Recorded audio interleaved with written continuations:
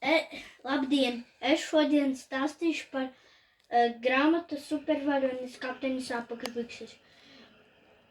Grāmatas autors ir Deivs Vilkīs. Grāmatas nosaukums ir Supervaronis kapteinis apakšbikses. Galvenie varoņi - kapteinis apakšbikses, Džordžs un Heralds.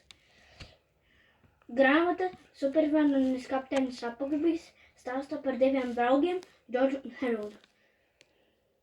Viņi mācās 4. klasē un bieži izjoko skolotājus. Skolas direktors, Krapa kungs, vienmēr ir dusmīgs uz viņiem. Tādu dienu Zene nopirka 3D hipnozi gredzens.